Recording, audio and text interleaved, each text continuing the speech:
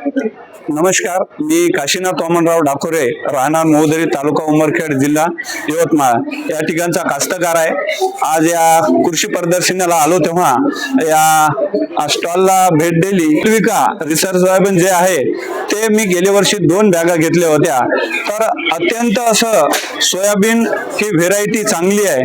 तर कारण या सोयाबीनची उंची ही चांगली असल्यामुळं माल सुद्धा चांगला मला मिळालेला आहे आणि मी ही व्हेरायटी गेल्या वर्षी भरपूर प्रमाणात पाऊस झाला तरी पण या सोयाबीनला चांगला मला उतार मिळालेला आहे। माझं म्हणणं आहे की शेतकऱ्यांनी प्रत्यक्ष कोणत्या एखाद्या शेतावर जाऊन ज्या ठिकाणी ही व्हेरायटी लावलेली आहे अशा ठिकाणी शेतीला भेट द्या।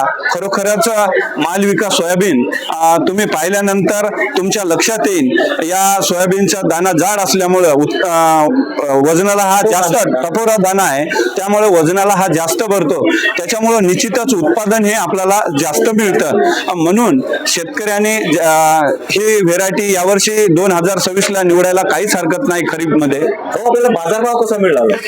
बाजारभाव हे सोयाबीन टपूर असलेल्या माझ्या सोयाबीनच्या ठिकाणी इतर शेतकऱ्यांनी जेव्हा माल टाकला होता सगळ्यांचं लक्ष माझ्या सोयाबीनकडेच होतं। आज शेतकरी म्हणत होते तुम्ही हे सोयाबीन कोणतं आहे, मला व्हेरायटीचं वारंवार नाव विचारत होते, इतकं सोयाबीन कोणतं आहे। तर मी सांगितलं की मालविका व्हेरायटी अत्यंत चांगली आहे, तुम्ही हिचं या वर्षी लावणीसाठी वापरा। किती बॅग लावलं होते आपण? मी 2 बॅग लावल्या सर। तर त्या 2 बॅगला मला 2 बॅगला 10चा ॲव्हरेज झाला, तर 20 क्विंटल मला सोयाबीन मिळालेलं आहे। 20 क्विंटल 2 बॅग मध्ये? हो सर। 2 एकरात ते पडलं होतं? हो।